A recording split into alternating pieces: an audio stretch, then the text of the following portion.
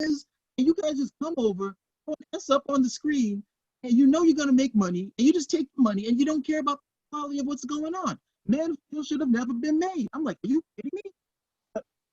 So when I hear this type of stuff, it makes me pay some attention because I've been saying the same stuff. Like, why can't you have a strong Superman run? What is it, guys?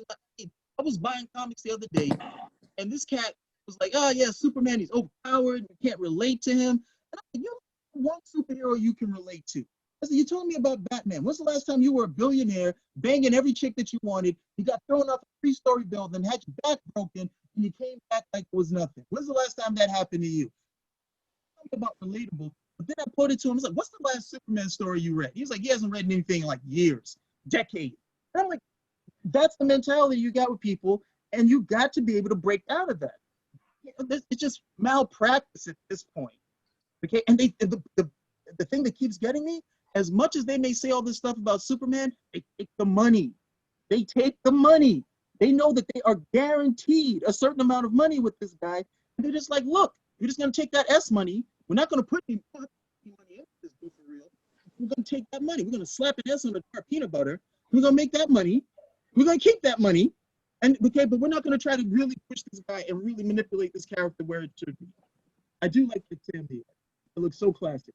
I don't want him on the book. Yeah, but I mean, we talked about this whole thing with Cavill. I told you he came back with the DC with the Snyder cut is because they made a deal. The deal he's been pushing to get another movie. So that was the only way I could see that he agreed to this whole shebang, and that's what he basically got it. He showed up very strong in The Witcher. He had a very strong following. He did very well with the Mission Impossible. And so he was pretty strong. He was the last holdout when they were doing the DC Snyder cut. Everybody was like, do this DC Snyder cut. He was the last holdout. And, of course, he got what he wanted. So, I mean, now, of course, they wanted to sprinkle him in several other movies, but he wanted his own standalone movie. And it looks as though they're going to give it to him.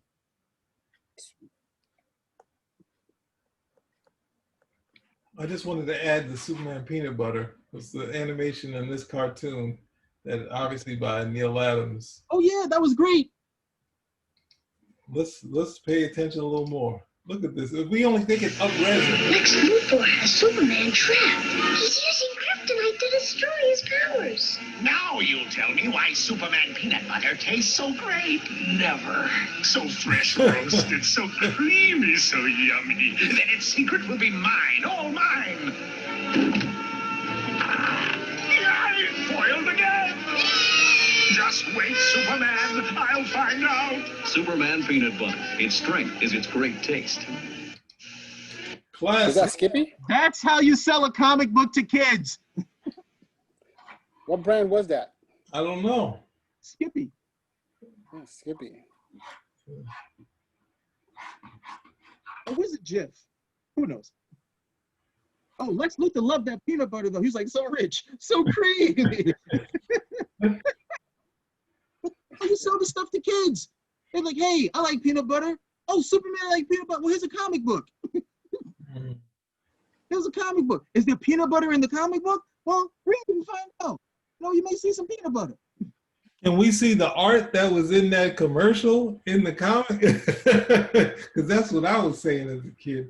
I'm like, I want to see that every month. So, all right, I got this Superman versus Muhammad Ali. I'll just take that.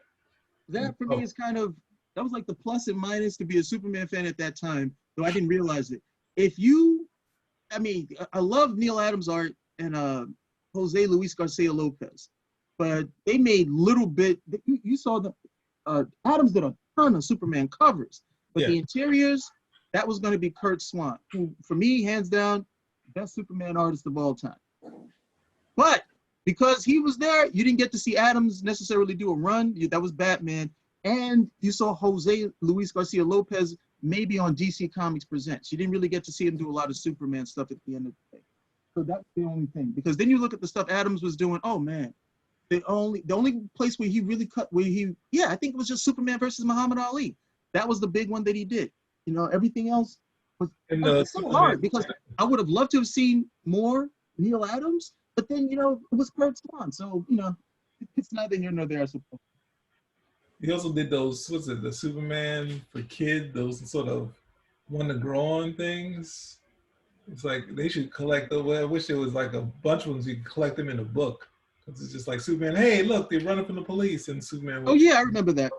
Those were pretty cool. That's nice. Some nice art on that stuff. So, but no, What I are you mean, saying? I There don't was the one remember where any of he's like, those. "Oh, why do you think this kid did it? Just because he's black? You're racist." yeah. But then it goes to the history of Superman because there's even back in was it I guess it was the 50s, but excuse me, in the 50s where they talk about welfare, and Superman's like, no, it's when you're struggling, go out there and get it. I was like, wow, this is great stuff. So all fun stuff. Those We were don't talk fun about that. pages. We don't talk about that anymore. All right, guys. Let's wrap it out. Petey, you started.